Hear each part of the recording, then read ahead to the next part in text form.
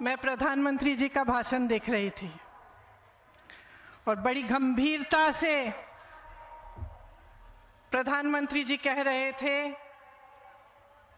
जो भाषण में उपस्थित लोग थे उनको बता रहे थे कि मैं आपसे एक बहुत बड़ा दुख, मेरे मन में जो एक बहुत बड़ा दुख है वो मैं आपके सामने प्रस्तुत करना चाहता हूँ, मैं आपको बताना चाहता हूँ। तो मैंने सोचा कि बहुत गंभीर बात होगी, असम की विकास की बात होगी, जो काम हो रहा है भाजपा की सरकार ने कुछ किया होगा उसकी बात होगी। लेकिन मैं हैरान हुई कि अगले शब्दों में प्रधानमंत्री जी ने कहा कि एक 22 साल की महिला ने एक ट्वीट किया था और उस ट्वीट के बारे में वो चर्चा कर रहे थे और वो बहुत गंभीरता से ये बात कह रहे थे कि कांग्रेस पार्टी ने एक बहुत बड़ा षड्यंत्र बनाया है जिससे दुनिया में चाय समाप्त हो जाए।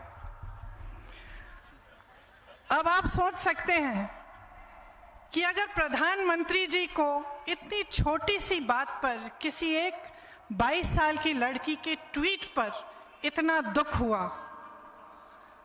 उनको ये दुख हुआ कि कांग्रेस पार्टी ने अपने सोशल मीडिया पे 2 गलत फोटो डाल दी, बहुत दुख हुआ उन्हें। लेकिन जब यहाँ पे बाढ़ आई तो उनको दुख क्यों नहीं हुआ?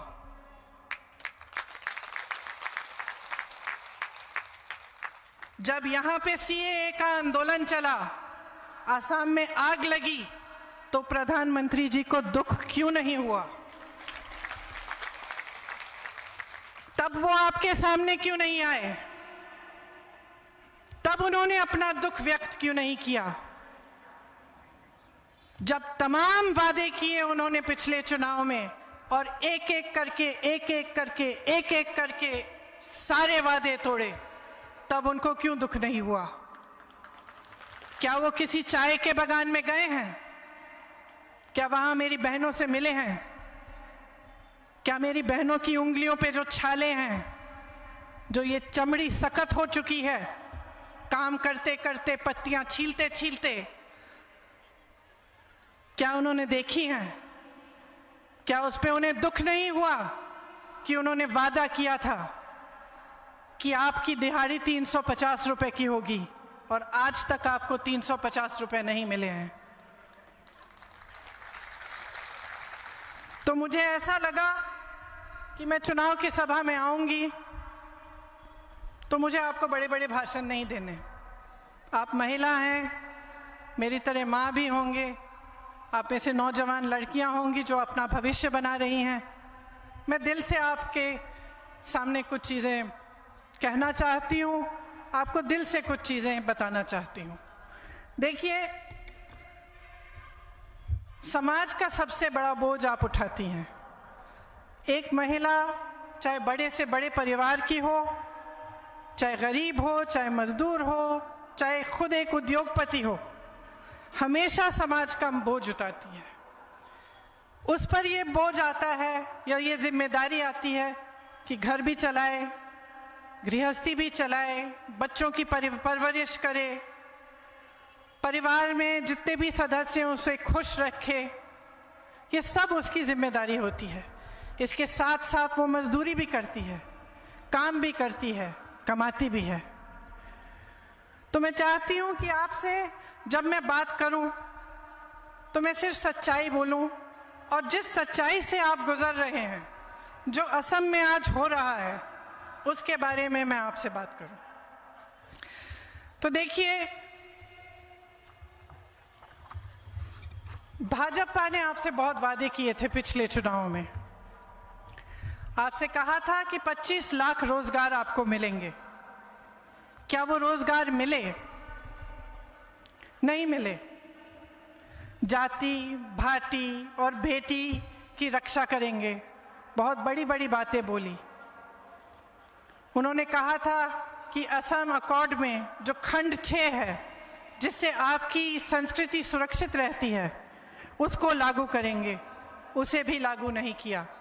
उन्होंने कहा था सीएए लागू नहीं करेंगे, लेकिन सत्ता में आते ही सीए लागू करने की बात की।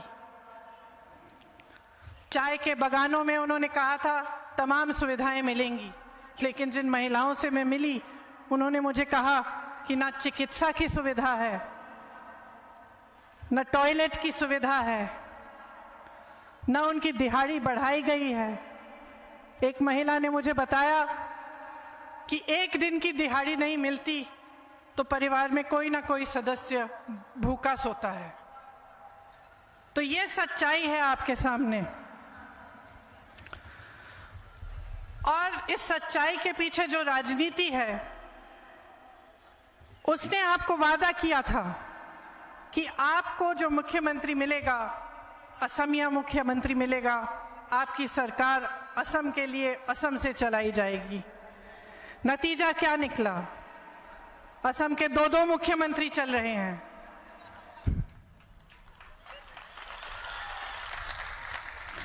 असम की सरकार असम से नहीं चल रही है, दिल्ली से चल रही है। यहां तक कि असम गण परिषद को भी मान लो दिल्ली गण परिषद बना रखा है। बगैर दिल्ली के परमिशन के, बगैर दिल्ली से पूछने कुछ नहीं होता।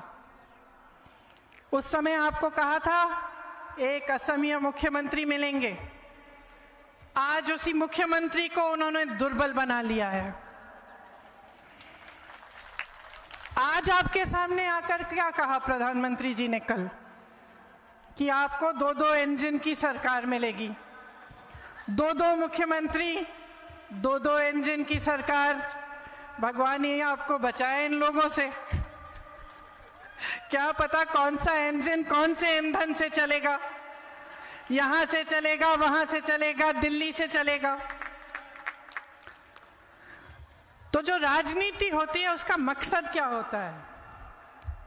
उसका मकसद यही होता है कि आपके लिए जो सुविधाएं हैं, आपकी विकास की बातें हों, आपके भविष्य को मजबूत बनाने की बातें हों।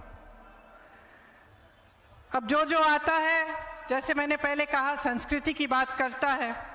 कल प्रधानमंत्री जी ने यह भी कहा कि कांग्रेस पार्टी ने असम की संस्कृति का अपमान किया है और इसके लिए असम की जनता उसे कभी माफ नहीं कर सकती।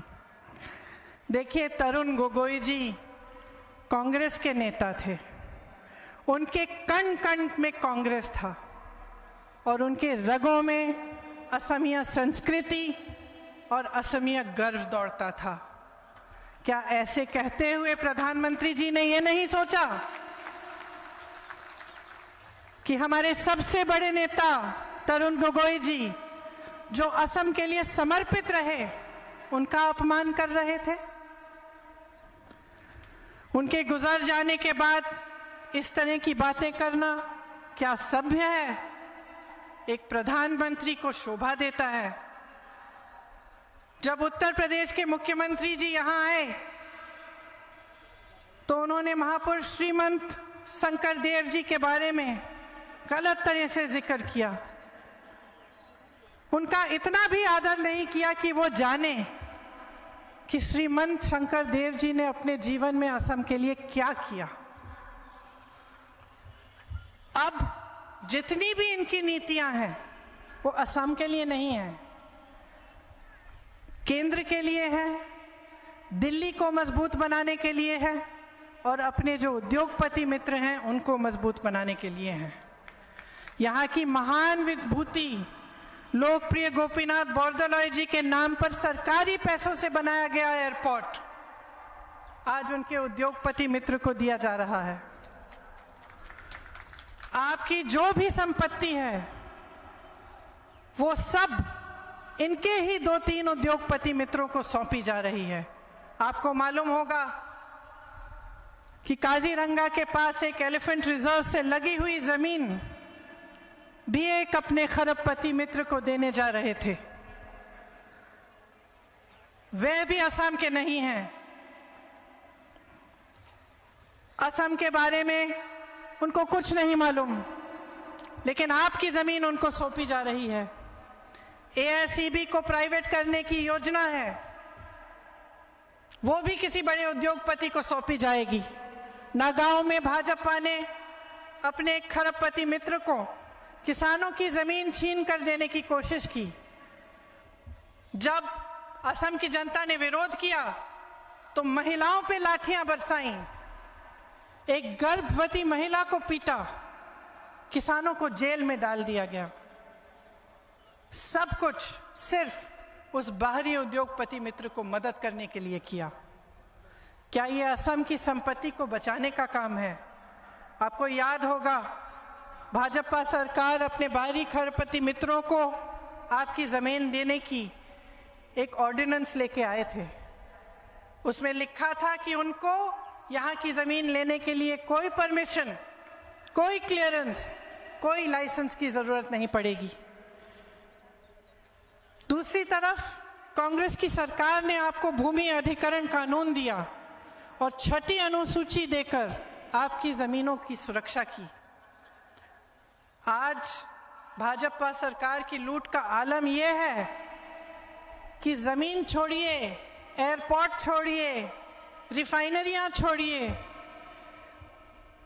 आपके चिड़ियाघरों के ब्लैक पैंथर भी अपने उद्योगपति मित्रों के बेटों के लिए यहां से भिजवाए जा रहे हैं। कुछ नहीं छोड़ा है इन लोगों ने, और अभी लंबी लिस्ट बना रखी है। नुमालीगढ़ की रिफाइनरी भी बेचना चाह रहे हैं। एक तरफ सीएए से आपकी संस्कृति को बर्बाद करना चाह रहे हैं, आपकी संस्कृति पर हमला कर रहे हैं। दूसरी तरफ आपकी जमीनें, आपकी संपत्ति बड़े बड़े उद्योगपतियों को बेची जा रही है। असम के लोगों ने जब सीएए का विरोध किया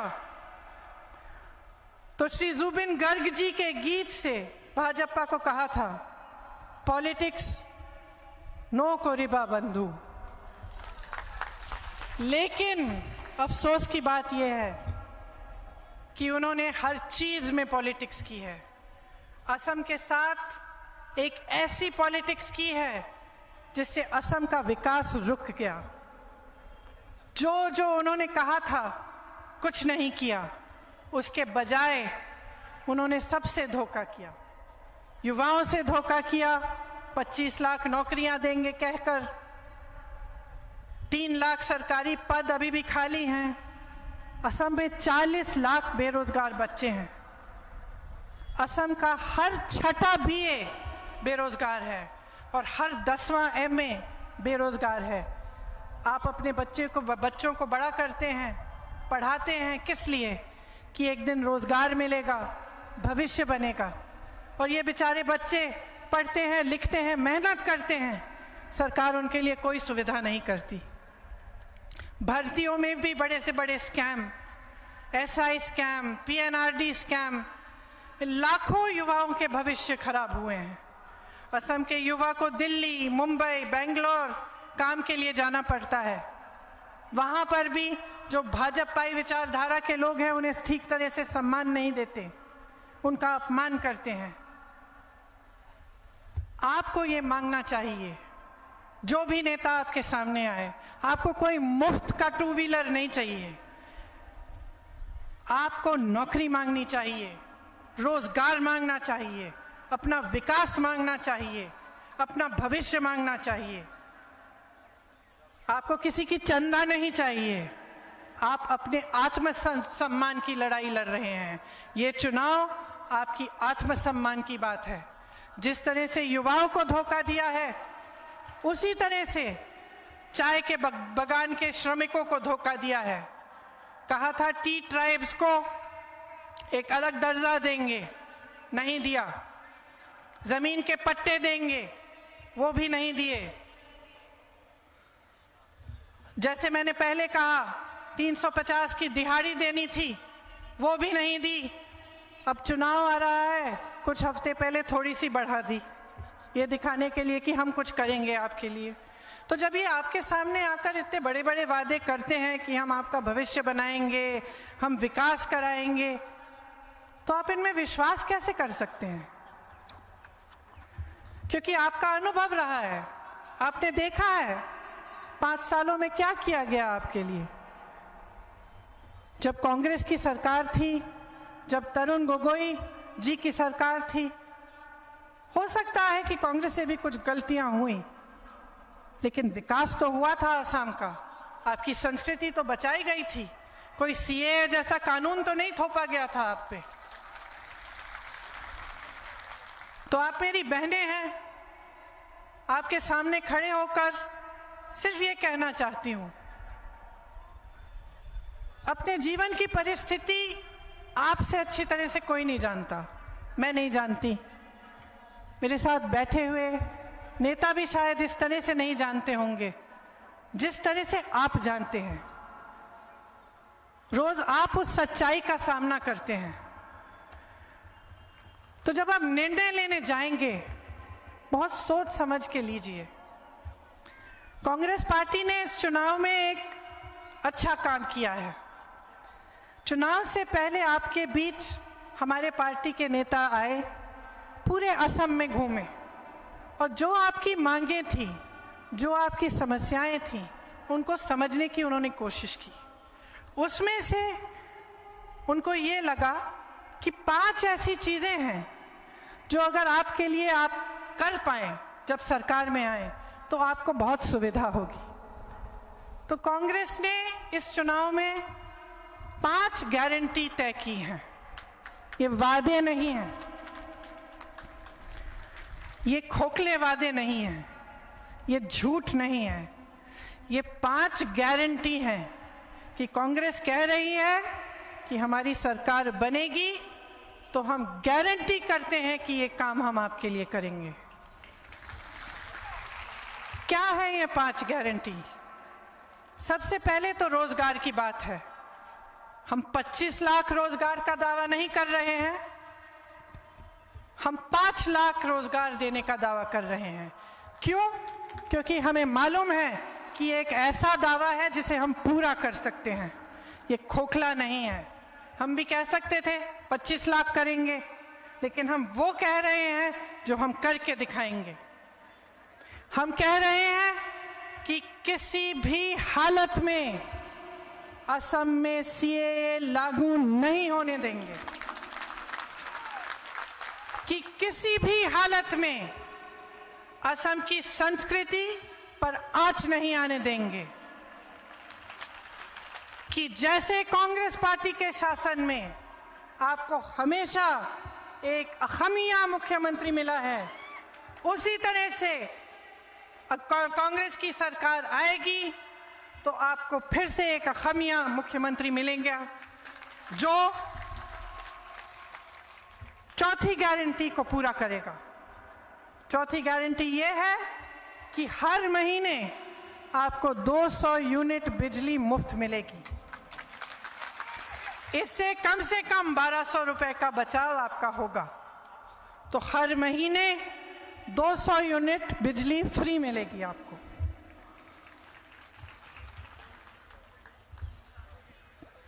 एक और गारंटी ये है कि जो टी ट्राइब्स के मेरे भाई बहन हैं, उसके लिए हम कह रहे हैं कि हम दिहाड़ी 365 रुपए की करेंगे। और ये मेरा अपना वादा है आपको कि हमारी सरकार बनेगी तो हम इसको कराएंगे। 5वां गारंटी आखिरी गारंटी है, लेकिन मेरी बहनें ध्यान से सुने, क्योंकि इसमें आपका सम्मान जुड़ा हुआ है। आप गृहस्थ हैं और जो काम आप करती हैं, जो महिला घर पे रहकर सारा काम करती है, बच्चों को बड़ा करती है, मेहनत करती है, उसकी समाज में बहुत कम पहचान है। समाज छोड़िए, सरकार कम पहचानती है। हम चाहते हैं कि आपको अपना सम्मान मिले, अपना पहचान मिले, कि जो गृहस्थ महिलाएं हैं उनको 2000 रुपए हर महीने उनके खाते में कांग्रेस की सरकार डायरेक्ट डालेगी। महिलाओं के खाते में ये पैसे आएंगे ताकि आप बचाव कर सकती हैं, आप अपने पैरों पे खड़े हो सकती हैं और आपने अपने परिवार के लिए आप भी घर में जो काम है उसको भी करते हुए कुछ कमा सकती हैं। तो ये हमारी 5 गारंटी है। जो हमें आशा है कि जब हमारी सरकार बनेगी तो हम इन पर पूरी तरह से खरे उतरेंगे। अब राणा गोस्वामी जी के बारे में मैं एक बात कहना चाहती हूँ। राणा जी ने मेरे साथ उत्तर प्रदेश में काम किया। शायद पता नहीं आप जानते हैं कि नहीं, मैं उत्तर प्रदेश की प्रभारी हूँ कांग्रेस पार्टी के लिए। तो शुरू में जब काम करना शुरू किया तो राणा जी सब मीटिंग में आते थे, बहुत मेहनत करते थे और मुझे लगा बहुत मेहनती इंसान है।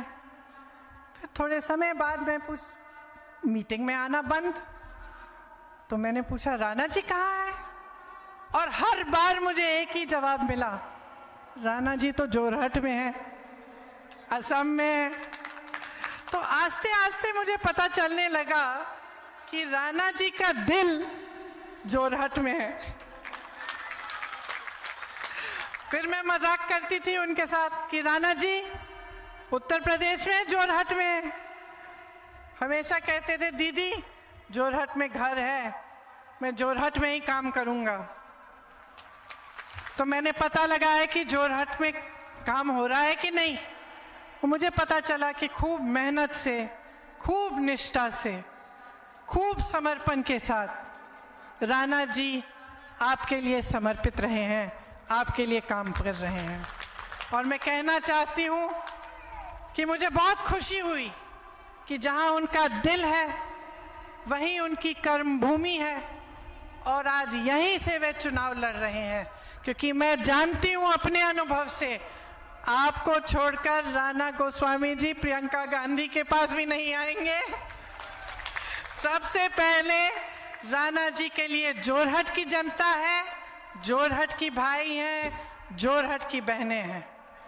तो मैं आज इस मंच पर खड़ी हूँ इनके साथ। मैं आपसे कहने आई हूँ कि इनको जिताइए, क्योंकि इनको जिताने से आपको ईमानदार प्रतिनिधित्व मिलेगा, सच्चाई की राजनीति मिलेगी, कि आपके विकास के लिए काम करेंगे, आपकी समस्याओं को अच्छी तरह से समझते हैं और अपने दिल में रखते हैं, और सबसे पहले उन्हीं को महत्वपूर्ण रखते हैं। तो आप सब ने इतनी ध्यान से मेरी बातें सुनी। जब वोट डालने जाएंगे तब मेरी बातें याद रखना, क्योंकि मैं कांग्रेस पार्टी के पक्ष में ये बातें नहीं कह रही हूँ। मेरी पार्टी है, मुझे प्यार है अपनी पार्टी से, लेकिन मैं आपके पक्ष में ये कह रही हूँ कि ये आपका भविष्य है, आपके हाथों में है। आप कांग्रेस पार्टी को सरकार में लाएंगे तो आपका भविष्य सुरक्षित रहेगा। अगर कांग्रेस पार्टी को नहीं जिताएंगे और एक ऐसी फिर से सरकार लाएंगे जो कहीं रिमोट कंट्रोल से चल रही है, जिसके नेता आपके सामने सिर्फ चुनाव के वक्त दिखते हैं, दुख के वक्त नहीं दिखते, तो आप ही का नुकसान होगा। तो मेरी बातें याद रखिए। आप सब ने बहुत बहुत प्यार दिया, इसके लिए मैं हमेशा आभारी रहूंगी। धन्यवाद। जय हिंद।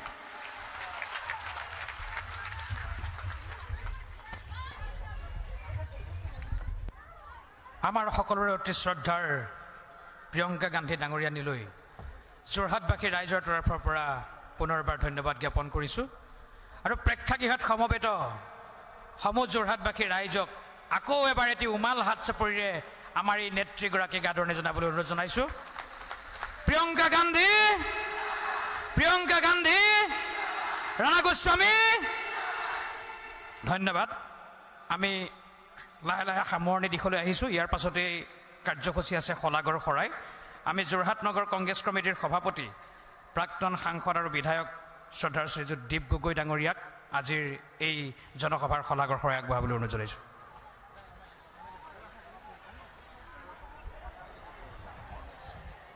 মঞ্চত উপস্থিত আমাৰ অতি শ্ৰদ্ধাৰ প্ৰিয়ংকা গান্ধী ডাঙৰীয়ানী, আমাৰ AICC জেনেৰেল ছেক্ৰেটাৰী জিতেন্দ্ৰ